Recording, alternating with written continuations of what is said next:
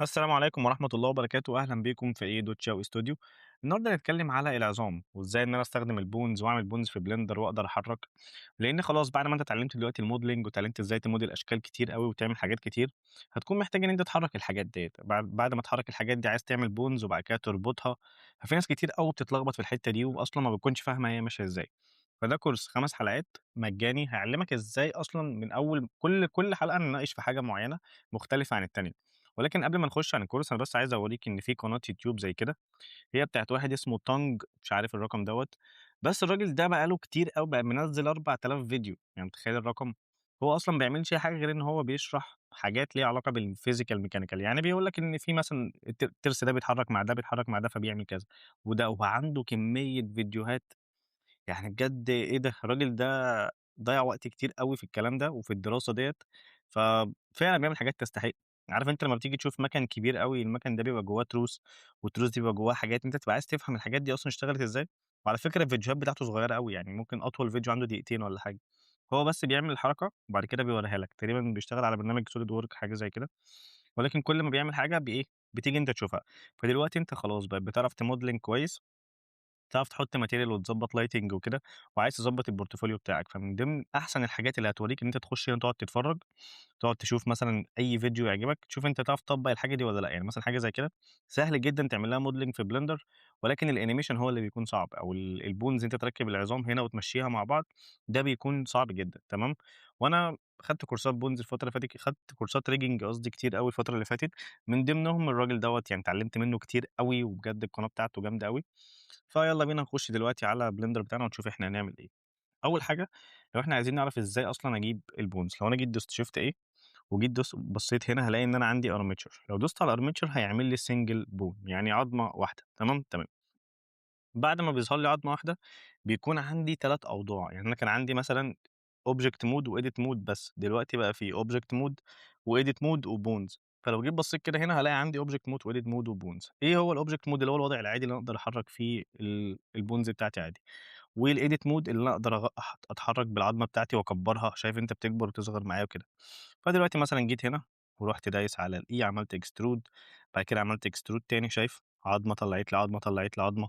طب يعني إيه الكلام ده؟ دوست E تاني طلعت عضمة كمان، بعد كده عضمة كمان، عضمة كمان، عضمة كمان، وبعد كده مثلًا رُحت واقف هنا رُحت عامل عضمة كمان إيه كده، تمام، تمام. شايف دي أول عضمة كلّهم طلعوا من نفس من نفس العضمة دي، وبعد كده جيت هنا رُحت عامل عضمة صغيرة كده، دي كده اللي هتكون لوحدها، وبعد كده جيت مسكت آخر عضمة دي ورُحت دايس على Alt P، وبعد كده قُلت clear parent، فأصبح إن دي كده لوحدها. يعني إيه لوحدها؟ يعني أنا دلوقتي لو جيت مسكت دي وحركتها ألاقيها بتتحرك واللي وراها حجمها بيتغيّر، ولكن دي لمّا أنا دوست Alt P بقت لوحدها، دوست clear parent فبقت إيه، بقت منفصلة عنهم كده، تمام، تمام. هنخرج من هنا هنخش على وضع الpose mode، ده الوضع بقى اللي أنا إيه، باقدر أمسك فيه كل عضمة لوحدها وأحرك وكده. وأنا في الpose mode رُحت ماسك العضمة دي وبعد كده دوست على shift ومسكت العضمة دي وراها، ورُحت دايس على shift I، وبعد كده خلّيت دي target، فأصبح إن دي target، شايف أول عضمة فين عمل لي اتصال ما بين أول عضمة وآخر عضمة. يعني إيه بقى الكلام ده؟ يعني أنا دلوقتي لو مسكت لو جيت حرّكت هالاقي كلّهم بيتحركوا مع بعض، شايف كلّهم خلاص إيه، بقوا متحركين مع بعض. فأنت ضروري تكون فاهم الحتّة دي كويس أوي، إن العظام بتتصل مع بعض وبعد كده بتحط target وتخلّي الtarget ده هو اللي إيه، هو اللي ماسك الموضوع. حتى أنت لو جيت عملت select all هتلاقي إن هو بيقول لك فين الI key وفين وفين أول واحدة يعني. زي ما أنت شايف الشكل البسيط ده هنحاول نشتغل عليه ونحاول نشوف، يعني في الحلقة الأولى مش محتاج تعمل أي حاجة غير إن أنت بس تفهم إيه هو الأي target وإزاي أصلًا تحط أول عضمة والتانية وتربطهم ببعض، ده كل اللي أنت محتاج تعرفه. فدلوقتي عندنا هنا شكل بسيط جدًا عبارة عن modeling ما فيهوش أي حاجة، أدي عندك شكل، أدي 2، 3، 4، 5، 6، هنحاول نعمل بيهم الشكل بتاعنا، تمام، تمام. هنطلع كده، ده cube وده التاني، وهنا كده إيه الشكل ده، فإحنا هنحاول نشتغل عليه من غير تعقيد عشان يكون سهل إيه، سهل معانا، تمام، تمام. دلوقتي هاجي هنا وهاروح دايس shift A وهاجيب armature، وبعد كده هادوس G وأحط أول، شايف أنت الراس بتاعتها هنا، وبعد كده عشان خاطر أعدّل فيها أي حاجة هاخش على الedit mode، هاروح جاي هنا داخل على الedit mode وماسك الجزء ده بس، هادوس G وأروح جاي مثلًا لحد هنا، تمام، وبعد كده هاعمل للنقطة دي extrude فهاطلّع منها عضمة تانية، هاروح دايس على الE عشان أعمل extrude وهانزل بيها لحد تحت كده. ولو أنت مثلًا مش شايف كويس ممكن تروح دايس هنا، هتلاقي إن أنت إيه، بقيت شايف أول عضمة وشايف تاني عضمة، تمام، تمام. وبعد كده رُحت دايس على إيه، حاجة كده صغيرة، ده كده إيه الeye target أو دي اللي هتحرك دُولة، تمام، تمام، زي ما إحنا عملنا في أول ما بدأنا كده.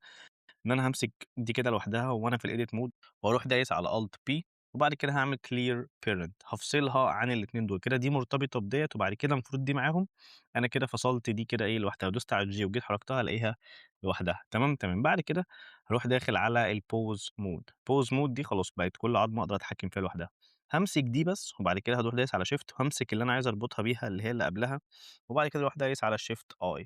بعد كده هاخلّيها إيه الI key، الI key دي اللي هي هتكون هي المتحكمة في باقي العظام، تمام، هاروح دايس على target تمام، أنا عايز دي الtarget، هتلاقي إن هو ربط لي أول عضمة بتاني عضمة. طب أنا دلوقتي عايز أعرف دي شغالة والّا لأ، هاروح ماسكها ودايس على الJ وأطلع وأنزل تمام كده العظام شغالة معايا ما فيهاش أي مشكلة، تمام، تمام. أصلًا الشكل بتاعي دوّة يعني لو أنا هاعمل شكل العنكبوت ده زي ما أنا تخيّلته وكمّلت modeling فيه، فهو هيمشي بشكل جانبي مش هيمشي لقدّام، يعني هيمشي كده هتلاقيه بيتحرك حركة غريبة جانبية. وبعد كده هاروح داخل على الedit mode عشان خاطر أضيف أي عضمة تانية، هاروح دايس shift A وهاجيب هتلاقي هو مجرد بس يعني هامسح كده، مجرد ما مسحت كده العضمة دي تمام delete bones مجرد ما دوست shift A هالاقي إن هو حط لي عضمة، بُص shift A هو عارف إن أنا عايز أعمل create وما فيش حاجة أعملها وأنا في الedit mode بتاع الbones غير إن أنا هاضيف عضمة، تمام، تمام، هاروح دايس على الJ وناقلها كلها كده مع بعضيها، يعني هامسك الاتنين دول كده، دي ودي، هاروح دايس على الJ أحطها مثلًا هنا. بعد كده هامسك الجزء ده بس G واحرّكه واخلّيه مثلًا لحد هنا، وبعد كده ممكن أحرّكه مثلًا سيكة كده كمان، واروح مطلّع منه الeye target بتاعه، أروح دايس على الE واعمل له eye target كده إيه، صغير زي كده، تمام، تمام، مع إن دول عضمتين بس برضه كل عضمة لازم يكون ليها eye إيه، eye target هاروح ماسك دي لوحدها، أروح دايس على alt P هاعمل clear parent كده خلاص دي بقت لوحدها، هاروح راجع تاني عايز أربط دي بدي هاروح داخل على الpose mode هاروح ماسك العضمة دي، واروح دايس على shift ماسك العضمة دي، واروح قايل لهم إن أنتم الاتنين shift I أنتِ الtarget بتاعة دي، فلو جيت دلوقتي حركت دي هالاقي إن هي بتحرك إيه، بتحرك دي، خلاص كده زي الفل، تمام، تمام. دلوقتي لو أنا جيت حركت دي، هي ما لهاش علاقة بإيه، بدول. وعلشان خاطر أعمل الربط مش هينفع أعمله وأنا في الpose mode أروح داخل على الedit mode وهامسك العضمة دي بس، وبعد كده shift هامسك العضمة دي، وهاقول له إن أنا عايز الاتنين دُولة يكونوا مرتبطين ببعض، يعني زي ما دي تتحرك دي تتحرك، أروح دايس على control B وهاقول له keep offset يعني تمام خلّي الاتنين دول ماشيين مع بعض. هارجع تاني لوضع الpose mode وهامسك العضمة دي وهاتحرك هالاقي إن تمام جدًا الدنيا بتتحرك إيه، معايا، يعني شايف الاتنين بيطلعوا مع بعض وبينزلوا مع بعض، خلاص كده تمام. كده أنت عرفت إزاي تعمل إيه، إزاي تعمل الخطوة ديّة، تمام، حتى لو الاتنين دول بينفصلوا عن بعض، فهُم الاتنين شايف أنت المهم عندي اللي هي دي، دي تكون متصلة مع إيه، مع الجزء ده، تمام. فدلوقتي الخطوة الجاية اللي هنعملها هي إن إحنا هنربط المِش بالعظام عشان خاطر لمّا ييجي نحرّك العظام المِش يتحرّك إيه، يتحرّك معاه.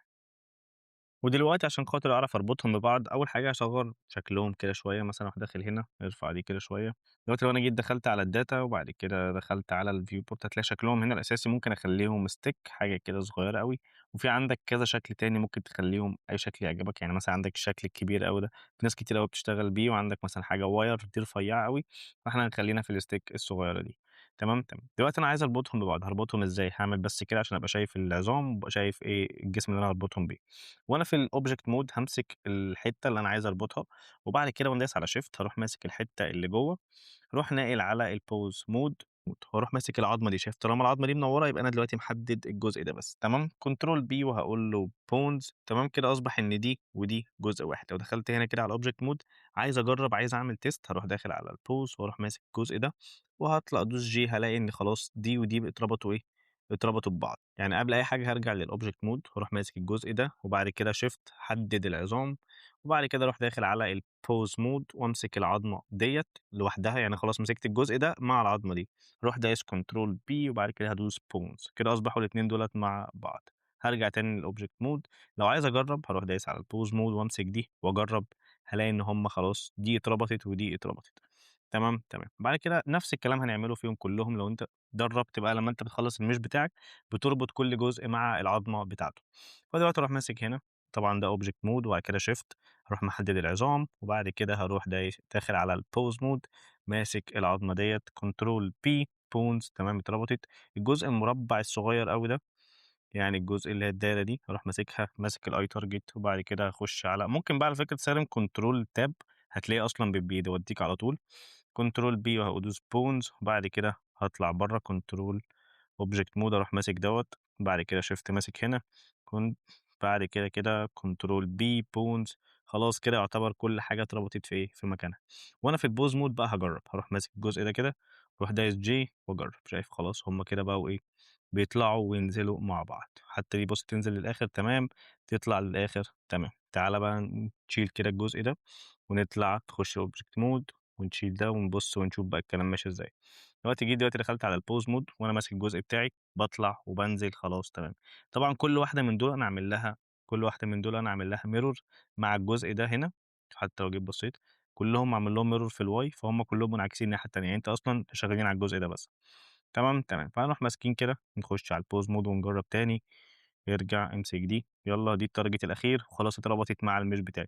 طبعًا بقى ممكن أنا أروح هنا مكبّر وعامل بقى modeling جامد جدًا، وخلاص الحركة بتاعتي اتضبطت في الأول. تمام، تمام. دي كانت أول حلقة من الcourse، فأتمنى حقيقي تكون الحلقة نالت إعجابكم، ما تنساش تكتب لنا comment واللايك بتاعك بيساعد الفيديو على الانتشار. شكرًا ليكم والسلام عليكم ورحمة الله وبركاته.